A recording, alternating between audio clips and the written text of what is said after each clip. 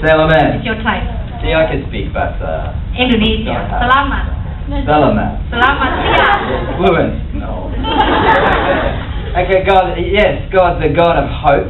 Tuhan adalah Tuhan yang memberikan kita pengharapan. Easter's all about hope. Ya, You know? selalu ada harapan. What Jesus did on the cross. Wow. He Jesus gave us all hope. mati di atas kayu salib itu semua karena ada sebuah harapan untuk kita semua. And I'm sure if I ask some people here, there'd be testimonies of hope, testimonies of God's provision. If I was to ask people here, there would be testimonies. You mean that everybody has Yes. testimony? Yes. Ya. Yes. Jadi dia bilang, ini sebenarnya Inggrisnya pada bisa kan? Gak usah diterjemahin. Ya kan? Ayo ngaku. Bisa nggak? Bisa ya? Oke. The reason I say that is that sometimes I talk to Christians about testimonies and they say, well, I don't really have a testimony. Ya, kadang orang Kristen minta tim ini untuk memberikan sebuah testimoni, tapi dia bilang But a testimony tapi testimoninya is just a few hours away for every single one of us. You know that?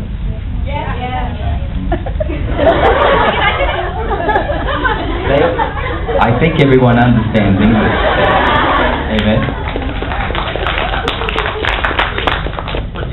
I was saying a testimony. We all may have a testimony, but quite often it doesn't come to our mind. Or some of us will say, "No, I don't have a testimony. My testimony is not like Diana's." Oke, jadi seringkali kalau kita ditanya ada kesaksian nggak, kita itu bilang kita tuh nggak siap untuk bersaksi, ataupun kalau kita selalu bilang bahwa kita itu tidak ada kesaksian, ataupun kesaksian kita nggak sebagus punya Dian gitu. But what I'm sensing the Lord saying earlier on today is that we're all just a few hours from a great testimony if we really, really want it.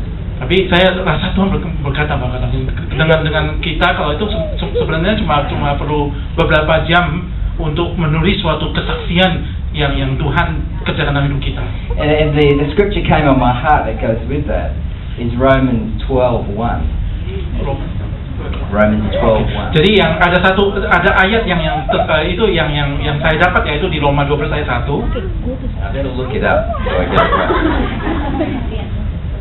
It's therefore, brothers. Remember Pastor this morning said when you hear therefore in the Bible, it means there's something really special coming. Jadi dimulai dengan kata karena itu Pastor Stephen bilang kalau ada karena itu berarti ada sesuatu yang sangat penting. And Romans 12:1 says, therefore, brothers, I urge you to present your bodies as living sacrifices.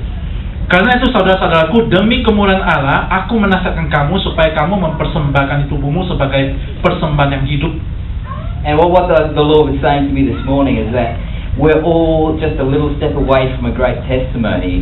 And if we give 100% to the Lord, if we yield our lives and we surrender 100%, we're just that far away from a great testimony. Jadi Tuhan berkata kepada kita semua hari ini bahwa kita itu bisa menjadi suatu kesaksian yang luar biasa kalau kita mau memberikan hidup kita untuk menjadikan kesaksian itu. And I'll have a 2-minute testimony. Saya ada kesaksian 2 menit. Okay. In Australia before I came, I go on a lot of mission trips to Japan and other places. And before I came, I thought, well, I need for this trip, because I'm going to Jakarta after, I need $1,200.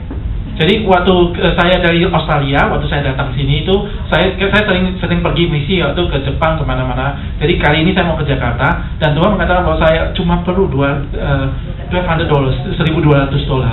Whenever I go on a mission trip, somehow, and a few days before I go, the money comes in.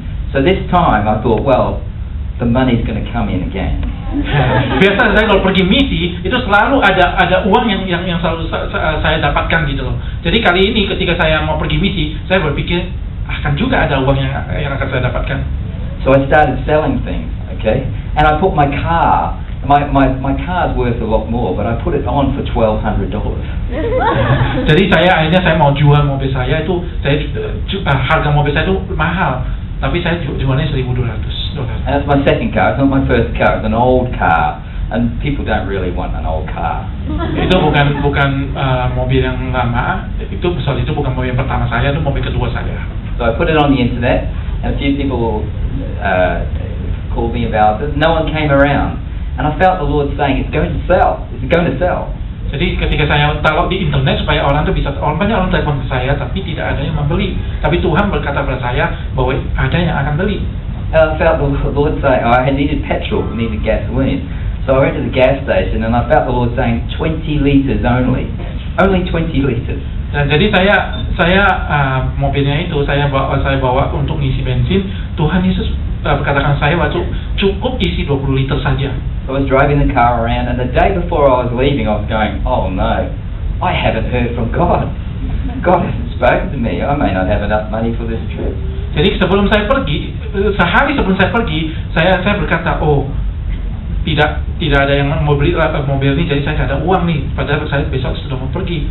And about 20 hours before I went to catch the plane, someone rang me up and said, we'd like to come and have a look at that van.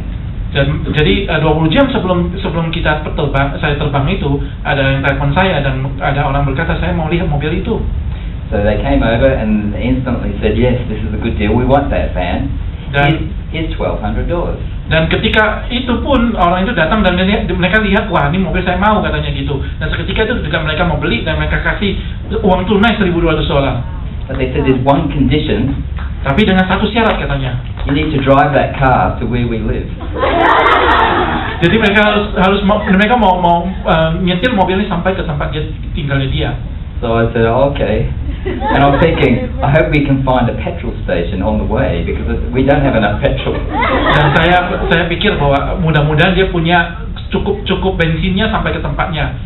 So I got in the car with the gentleman next to me who just gave me $1,200 in my pocket, and we started driving from Brisbane to the Gold Coast, which is a long way away. Jadi akhirnya kami masuk ke mobil itu dengan 1.200 yang di kantong saya. Kami itu membawa mobilnya itu dari Gold Coast, dari Brisbane ke Gold Coast, jauh sekali.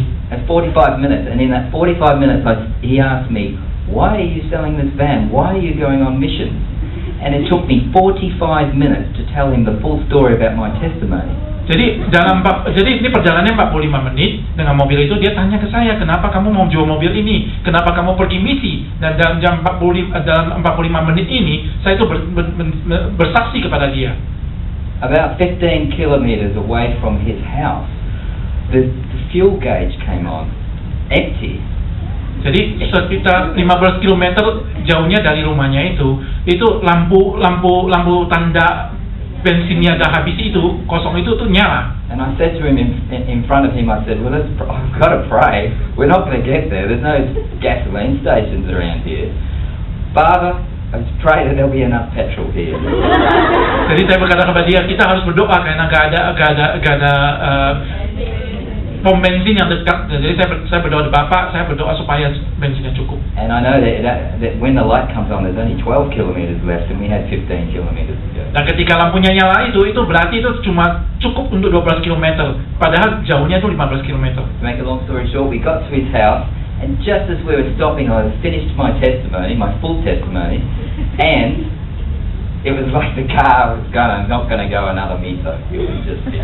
Jadi pas dibawa mobilnya itu sampai rumahnya itu, pas itu kesaksian saya itu juga selesai dan seketika itu mobilnya itu benar-benar berhenti.